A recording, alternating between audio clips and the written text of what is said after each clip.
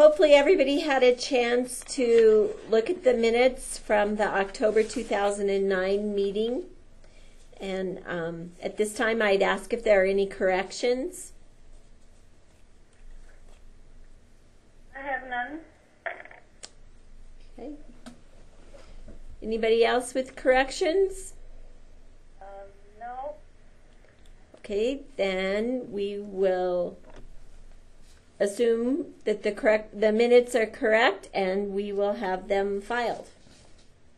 I did not receive a financial report from Laura. She what she thought was the financial report was actually a list of our members, but it wasn't all bad because I noticed we are up to about 45 members now, which when I looked earlier in the year, we only had 25 members, which was a substantial drop from what this section normally has. So it was encouraging. Unfortunately, I do not have numbers to share with you all. I would guess, judging from what we had in October, I would guess it's probably between 2,000 and 2,500. Does that sound that sounds accurate, right. Jamie? And as soon as I get some real figures from Laura, I will send that out to everyone, or maybe we'll just post it on the website. But I apologize. I just did not get what I was asking for. I'll give you a real quick update on the Library Support Staff Certification Program. I know several of you listened to the presentation by Karen Strage. And actually we looked in there, the last time we looked there were over 100 hits on the archived copy of that presentation, so there is a great deal of interest. Has anybody that's listening actually registered for the program? No. No. Okay. This is Nancy. I'm registered. Are you Nancy? Yes. Have you started any of the classes yet, or are you doing portfolio? I'm working on portfolio. Yeah, that seems to be the way that many people are going. The last I knew, there were about 100 people registered, and one person had actually completed all of the requirements. So that's pretty quick, considering it just went up the end of January. I'm sure I'll have more details after ALA, because I will be meeting with Nancy and Karen there too. So Nancy, how's it going so far? It's interesting. Good. Are you gonna? Would you be willing to share something at WLA about it? Oh, I'd have to think about that. I'll see where I'm at that when you get closer to time. Okay. Okay. Any questions about the certification program?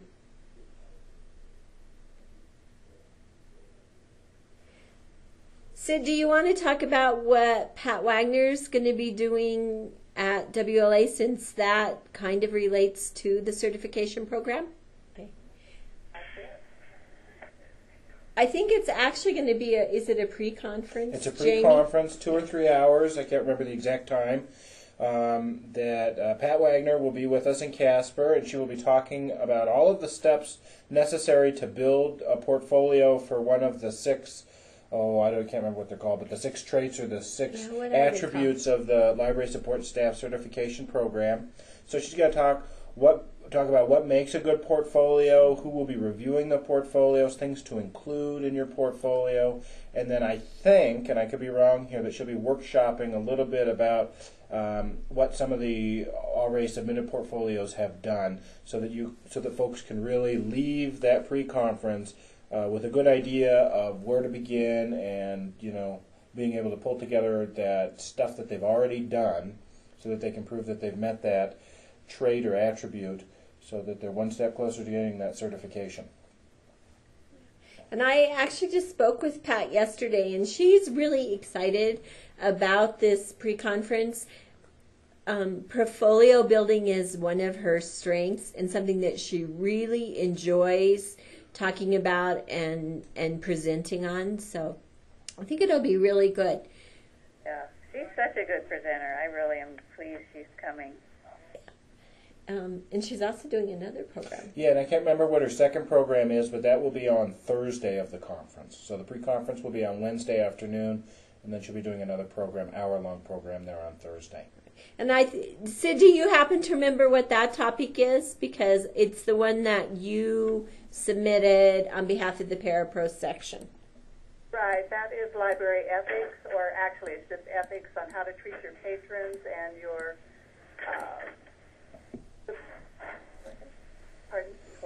co-workers, yes.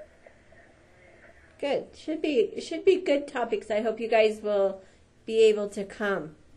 Jimmy, do you know, is there going to be a charge for a pre-conference? Oh, I think it's very nominal. I want to say maybe it's $20, $10 or $20, just enough to cover some of the costs associated with that. And I think that there's some food and things like that in there, but I don't think it's that much. Okay. Sounds like it will be well worth your time and money. Okay. Any questions or anyone else have anything else to add about the certification program?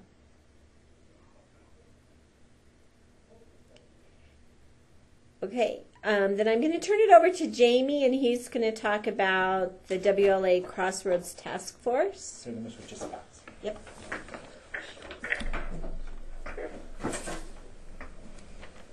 Okay, good morning, everybody. I'm going to make the video here just a little bigger. This is the first time we've used video in a webinar.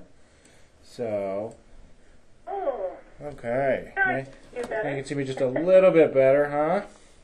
So, anyway, something to think about for future trainings or future things that we can offer you from the State Library or through WLA. We now have this option of doing some video, makes it a little more intimate. For those of you who don't know me, my name is Jamie Marcus. I'm the WLA president this year, and I'm also the Library Development Manager at the Wyoming State Library. And I'm going to talk to you for just a few minutes on some of the changes that we're looking forward to happening here in WLA this fall. First of all, and I don't want anybody to be scared, but the Crossroads Task Force, which is a group that started meeting about a year and a half ago, started looking at ways that WLA can move forward and do things differently in the future. WLA has been using the same structure since we began over 80 years ago, and so perhaps it's time for us to change now that we have newer technologies and different ways of doing things. A few things that we would like to do. First of all, we would like to abolish all of the sections, and we would like to move from sections into interest groups. Now, all of this information that I'm going to give you is up on the WLA website. Under the Crossroads, there's a link on there, and that has the text of the actual bylaws that we're looking at changing, as well as a PDF of this nice little brochure that explains why we're making all of these changes. First of all, the reason we want to get rid of sections and move to interest groups is that we want to get rid of a lot of the overhead and the bureaucracy involved in running WLA. Sections right now, you have to have 3 officers, you have to have a huge budget, you have to, based on your bylaws, you try to meet at least twice a year and hold business meetings and do all sorts of bureaucratic things that may not actually relate to what your section really wants to accomplish. If you're just interested in joining the paraprofessional section to learn more about the library support staff certification program, why would you want to spend 3 or 4 or 5 hours a year sitting through a business meeting? That's really not what you're there for.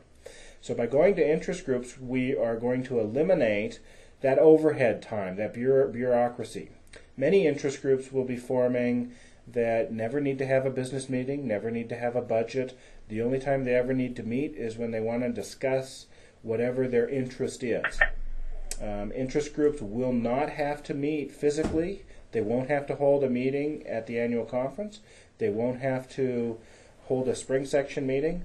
Really, it will make the interests of WLA a lot more nimble. I am interested, for example, in forming or joining a library support staff certification program interest group. And what I think that interest group does is gets together anybody who's in that program or interested in that program, and maybe we'll get together once every few months, once every 3 or 4 months, and we'll talk about what classes people are taking, what help they need on their portfolio, has anybody heard of a class that fulfills this trait, things like that, and offer support for everybody in that program. We won't need to really ever meet physically, but we can meet virtually over a webinar or maybe just as a teleconference. But that way, anybody who's interested in that program or participating will have some other people to rely on, perhaps be able to read other people's portfolios, so whenever you go to do a portfolio on, say, the reference attribute, you already have a good starting point. Other interest groups will form around many other things.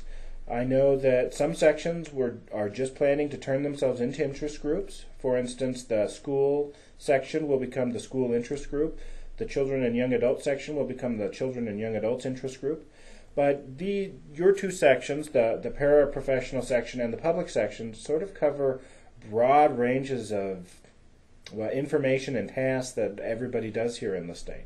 So perhaps instead of having a paraprofessional section, you want a library support staff interest group, a certification program interest group, or maybe you want a reference interest group, or maybe what you really do in your library is work with technical services. So maybe you want to create or be part of a technical services interest group that really speaks to your needs and can find programming or continuing education opportunities, or just a place where you can chat with other people who are doing the same thing that you do, is sort of an interest group without all the bureaucracy that we currently have. I urge you to take a look at the document that's on the Crossroads webpage, because that explains this more in detail, and to read the bylaws, because that really lays out what the interest groups really are.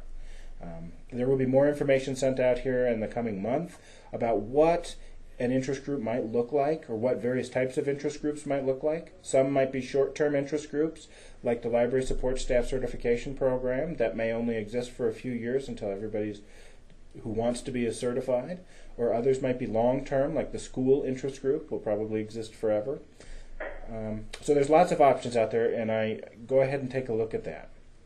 The other thing that WLA wants to do is we would like to create a couple new positions in our hierarchy.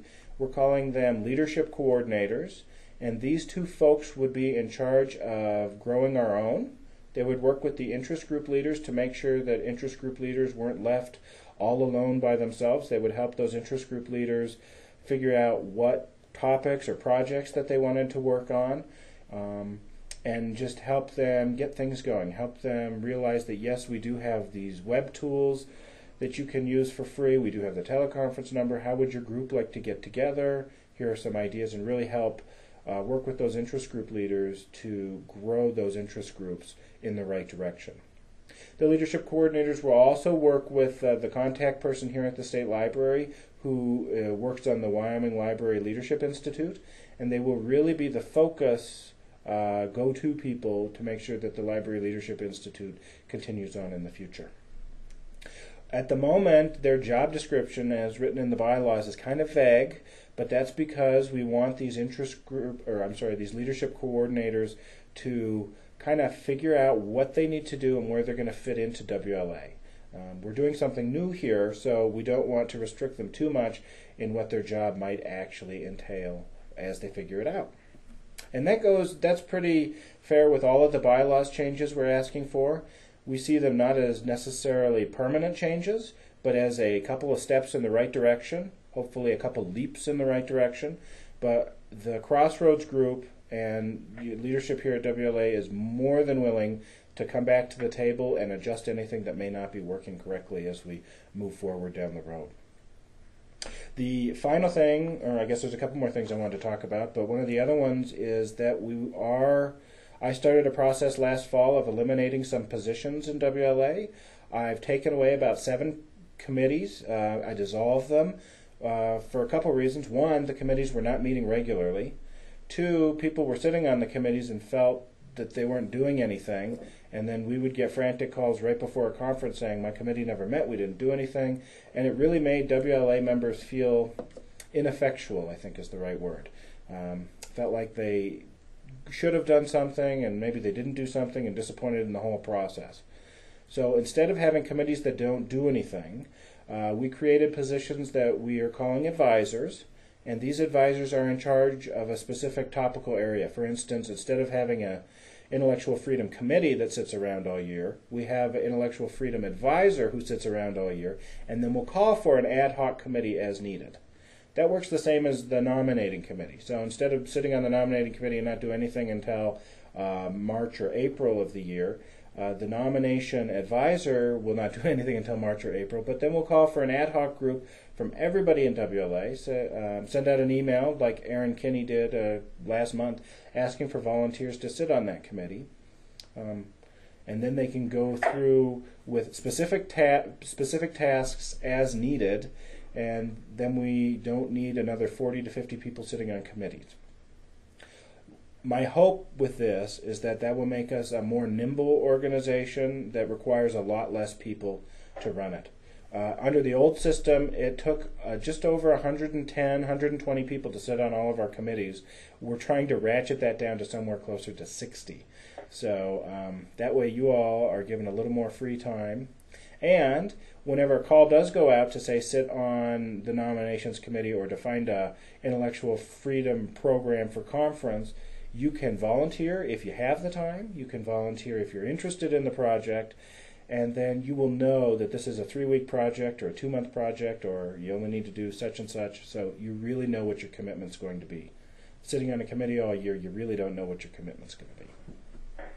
The other thing we would like to do is we want to eliminate our recording secretary position. So we will just call for a secretary as needed for any business meeting and just get a volunteer from the group who is there. That just eliminates one more position that we have to find someone and we have to elect. Just makes us a little smaller, more organization that can make us a little more nimble. All of these changes, like I said, are on the WLA webpage under the Crossroads tab in various places there. So please take a look at that. The official notification of the final bylaws revisions that we're asking for will go out in the next month. It's quite a few changes, so if you really enjoy bylaws, feel free to read them all and make your comments. If you don't enjoy bylaws, maybe you could find somebody who does, and they can tell you why we included all the legal mumbo-jumbo. Our hope is that in the end, as we go through this process, again, we'll be more nimble. We will have interest groups that actually speak to your needs and your desires and maybe exactly what you do in your job. And that we're going to be a stronger organization for doing that. So at this time, are there any questions about what I just said or any questions about WLA in general I can answer? Well, Jamie, one question I had, if, say, a group, say the pairs, want to get together to have a training opportunity, where would the funding come from then? Like the pair of money? Sure. Where would that go, and where could funding come from if we did want to? Absolutely. That's a great question, and I meant to cover it, but I didn't. Your funding, well, first of all, a couple issues there. First of all, you currently have just over $2,000 in your accounts. The paraprofessional section can choose to do whatever you want with that money. The WLA Executive Board doesn't want your money.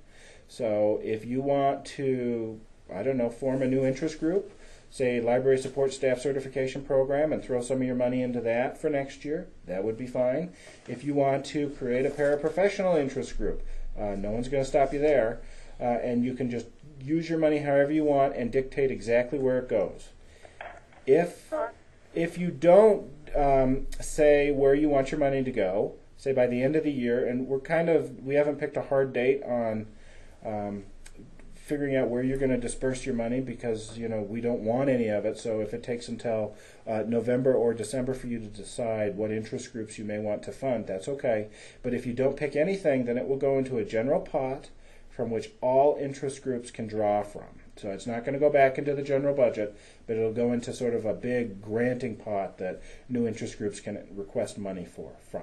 And who has the authority to request the money, and who has the authority to release it? Sure. The authority to request the money will come from any interest group. If your interest group has money, say the school section is just going to give all their money to the school interest group. They can spend their money just like they would anywhere else, just like they currently do now. If you're a new interest group and don't have any money, you can request funds from the president-elect, and the past president, and those three folks will be able to release that money in a more timely manner. You will not have to wait until an executive board meeting to request money. So that's another reason that we're making this more nimble.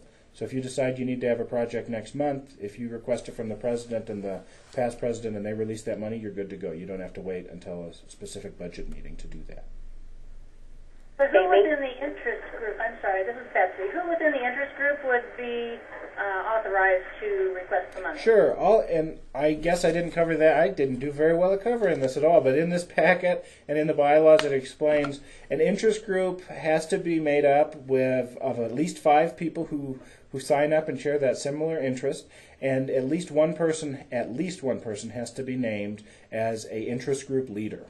So, and that position may change every year, or that person may be the leader, may be not necessarily elected, but may remain that leader forever and ever.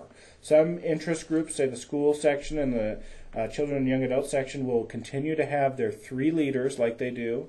Like right now we have chair-elect chair and past chair, but they may be called something different under the new system. But that interest group leader will be the one who has the power to ask for money. Thank you. Mm-hmm. Jamie, this is Nancy. Can you tell us what the due structure is going to look like? Sure.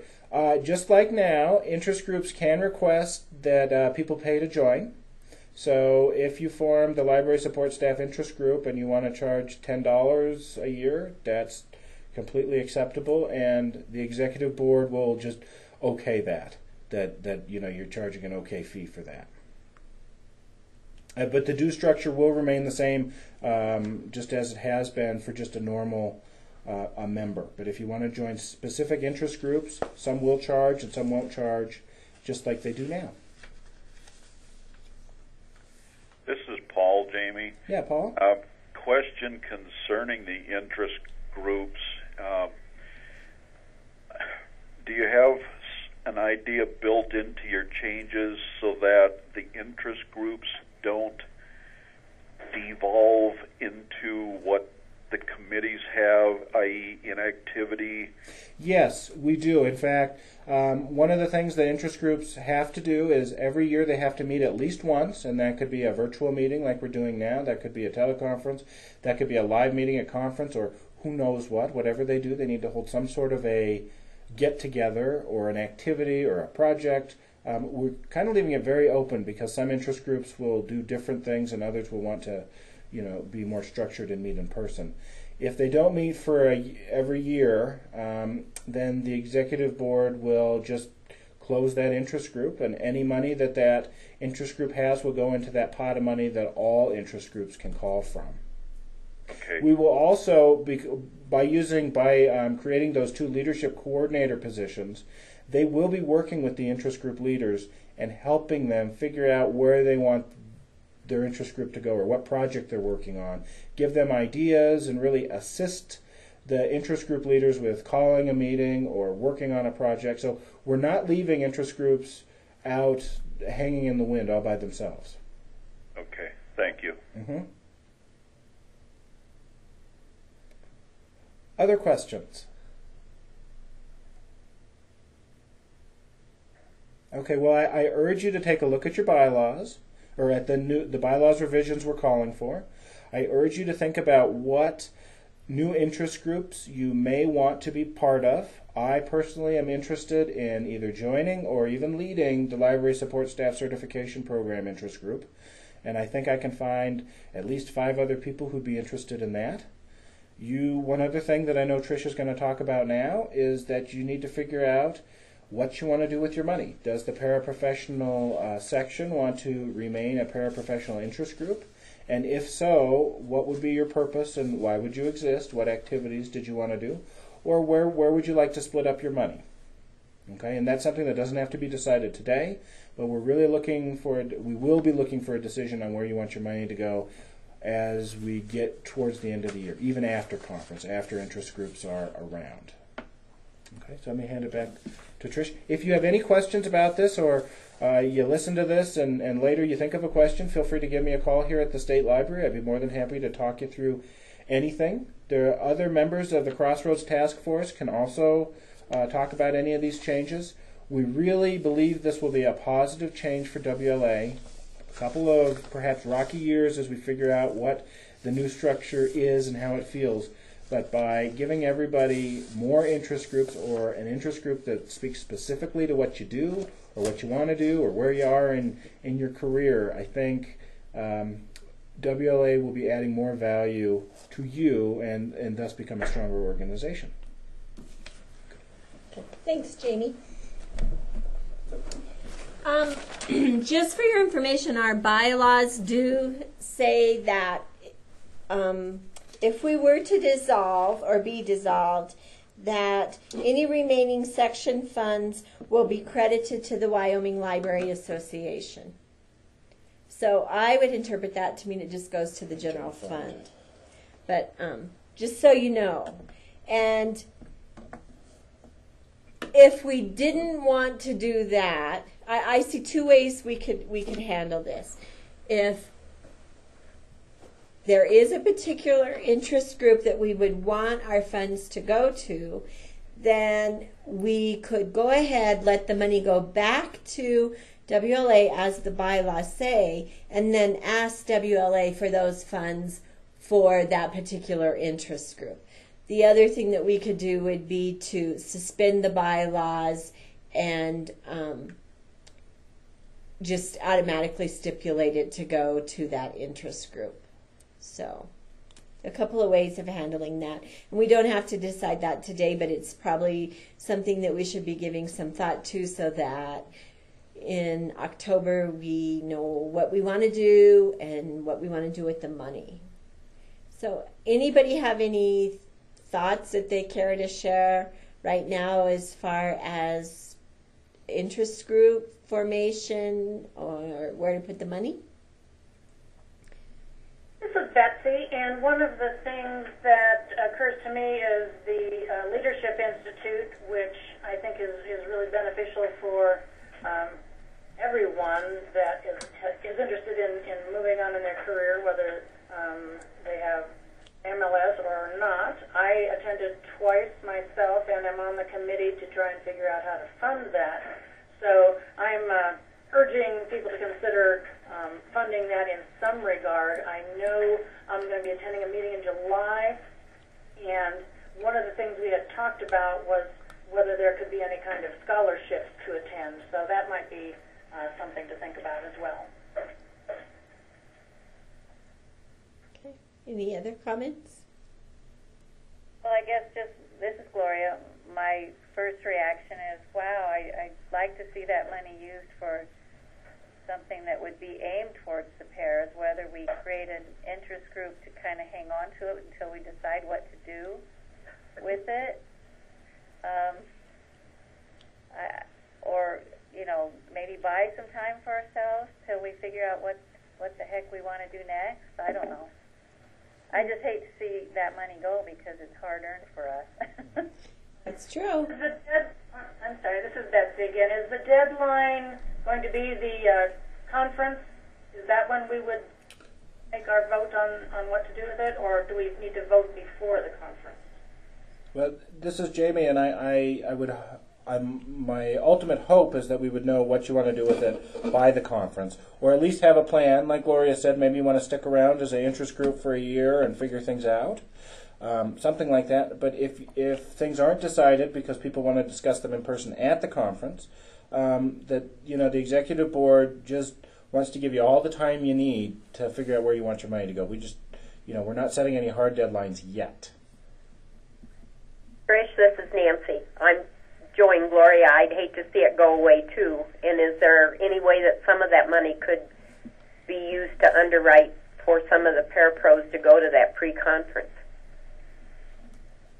That's totally up to our section. I mean, we can do with it as we want. So if that's something you want to put out there, we certainly could do that. Now that would require a vote by the majority, right? Would it, Trish? Well, actually, our bylaws don't say anything about quorum for section for the spring meeting or the business meeting. It just talks about what we have to have at the annual meeting. But what we can do is, if there's enough interest in doing that, is we can vote by email. We could put it out there, get some discussion going through email, and vote that way. Well, I think it's a good idea. I feel frugal with this $2,000 all of a sudden in my heart. So maybe we could set aside a certain amount. I mean, if the free conference is as affordable as you say, we could put out, a certain amount of scholarships and stop at a certain financial point, so we have a little bit of money left to do other things with. I don't know. Mm-hmm. Another option, and this is Jamie, and I'm just thinking library support staff certification program, and that doesn't necessarily cover all of our support staff here in Wyoming, or all of the Parapro members. You could also set up scholarships to help defray some of the cost of signing up for that program as well. That's another thought you could consider. Right. And we can always schedule another meeting to discuss the funds, because my gut feeling is there will probably be a fair amount of people that will go in and listen to this at their convenience. So I'm wondering if there wouldn't be more conversation and discussion as people hear about this, because I'm sure there are people who still haven't heard or are aware of the money that could be involved in this. So we could always announce that this has been archived and it's available, encourage people to go in and listen to it, and schedule a follow-up call to hold a discussion on what do we want to do with the funds, and is there enough interest to continue as an interest group. That's a good idea, Trish. Okay. Trish, this is Nancy. If we decide at some point to have an interest group, that money can roll over to that group, is that right? Absolutely. Yes. Or you could fund other interest groups if you wanted to start up, say, a support staff certification program interest group, or maybe if there was enough of a call for, say, I don't know, a reference interest group, or a technical services interest group, or a group of knitting librarians interest group, or people who like to blow bubbles interest group. I mean, it's really, we're kind of leaving this open, and we're just trying to see where it's going to go. But wherever you want your funds to go, we don't want anybody to feel slighted about their money going away or going anywhere that you don't want it to be. Well, that would protect it if we just rolled over into an interest group, and then we could decide at our leisure how to spend it. Correct. And I probably should have put this out there earlier, but I feel encouraged about what's going to happen with the interest group. And especially after talking with Jamie and discussing a few things over the last year with him. For example, we really wanted to partner with the public section for a spring meeting. However, when we sent the survey out, there was very little response as far as topics. Yeah, people like getting together face to face, but what should the topic be? Not much interest and not much input on that. And sometimes I think maybe the stumbling block there is that we're too broad. Whereas if we could be really focused. So let's say there's an interest group for interlibrary loan.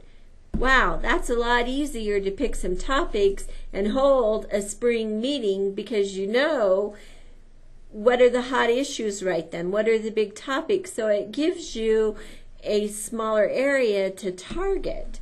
So while I really, love the fact that WLA has a section that recognizes us, it also presents some issues in that when you look, so then I looked at our membership and I thought, okay, let me see, what do I think would be of interest? Well, when you look at our membership and what their job titles are and what the area of the library is that they work in, it was very hard to come up with a title or a topic for a meeting or a presenter that could cross over into all those areas.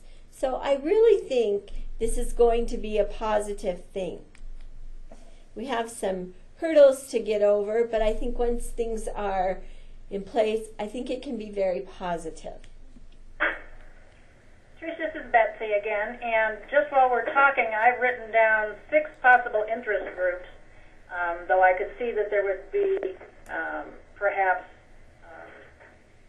non-parapros that would be interested in them as well.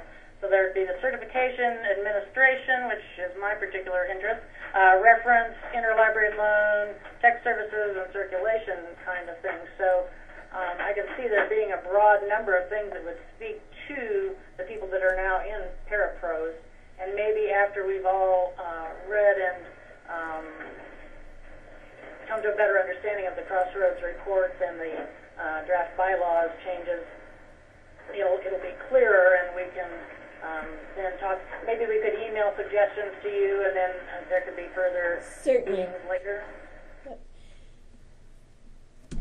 Is there enough interest in my suggestion that we go ahead and put this out there, that it's archived, make it available, and set a time and date for a follow-up discussion call? Yes. Okay. Yes, I think. Okay, and I will get with Jamie and see how his schedule looks in that, and we'll make sure and give enough time for people to go in and listen to this, and then we'll schedule a follow-up. Okay, anything else about the Crossroads? Okay.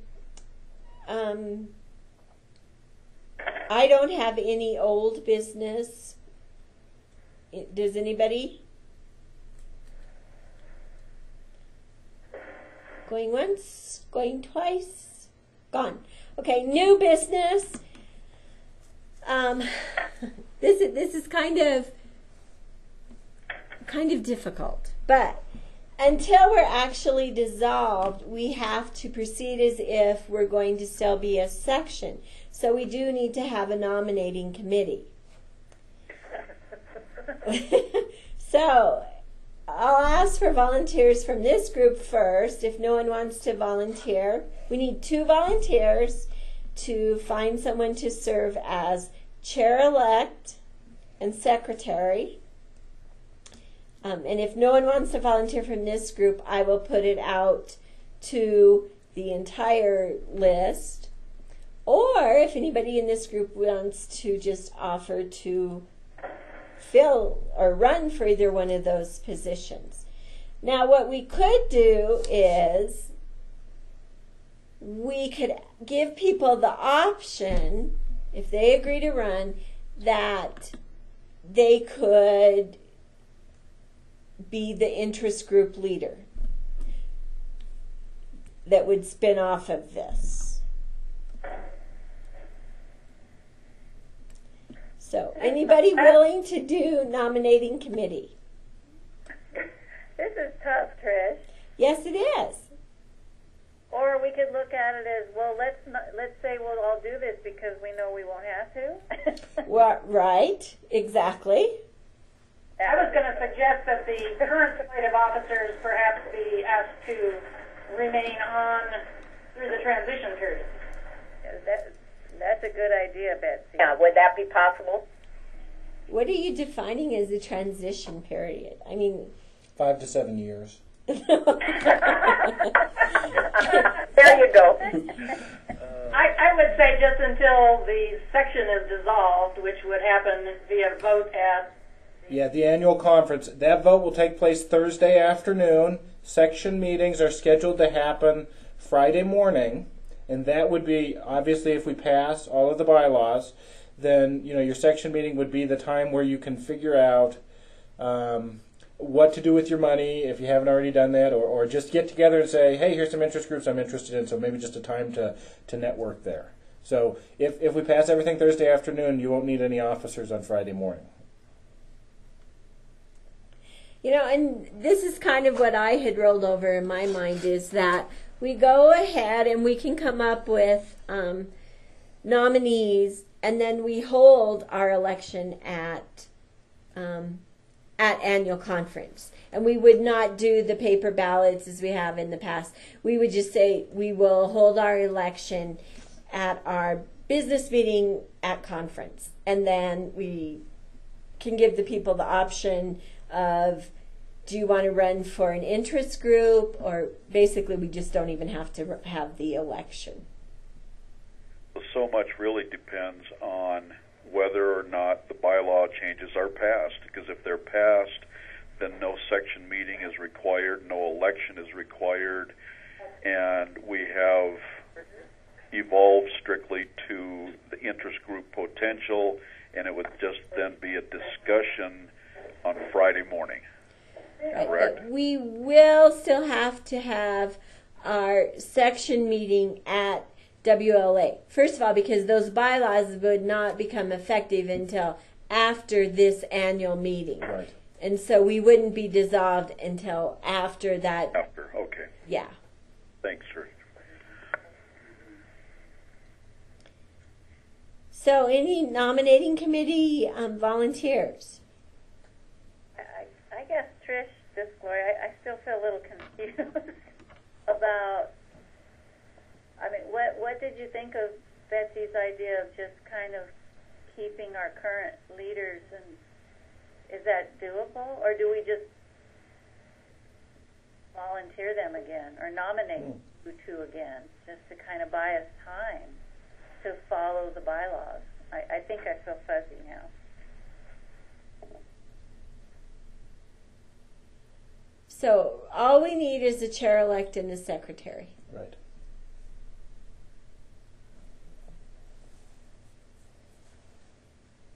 Well, I could stay on chair-elect until it's determined one way or another. Sid's moving on as chair.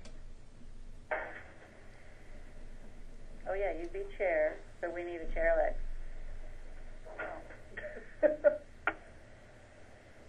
Well, shoot, just to get this going, I'll be chair-elect. Okay, there we go. Then we have volunteers, so okay. We can proceed. Move this, because I feel like we're doing this, but really it's not going to happen. Yeah, You're exactly. You're right, but we still want to go through the. It seems Just in goofy, case. just in case, because you never know. I'm hoping everybody shows up and has read those bylaws and will at least agree to try something new for a while. I mean, if this utterly fails, I'm going to have to move out of the state. But we can go back to the way things were. But it's just, if we keep doing the same thing over and over again. And I'll throw my name in as secretary, because I know I won't have to do it. I know, see, Trish, this just makes you and I look really good, like we're so volunteer. We appreciate it. Okay, anything else or any other questions? This is Betsy again. I just wanted to say thank you for running this meeting, and the public section meeting will happen on the same order very soon. Okay, good luck. And this is Jamie. I've been making notes as we've talked. Good. This is Jamie. And one thing, really do read the bylaws changes. Really, in fact, if you don't want to read all the bylaws, that's great. Just read that little pamphlet I held up. It's right on the Crossroads page. It explains the reasoning behind why we are making the changes, so you don't have to get into the minutia there. But do think about some possible interest or interest groups that you would like to be part of. Like Trish said, the paraprofessional interest group is very broad, just like the public section. I mean, you're involved in, all of your members are involved in so many different things. It's really hard to come together and do something as a cohesive, group. Now, as we split out into things that are a lot more tailored to particular needs, you may be involved in multiple interest groups, most of which won't charge a dime, but that still try and get together once or twice a year or work on projects in some way. Some may even be completely virtual, that the only thing that you do as part of the interest group is be on their email list and perhaps throw your 2 cents in as time warrants.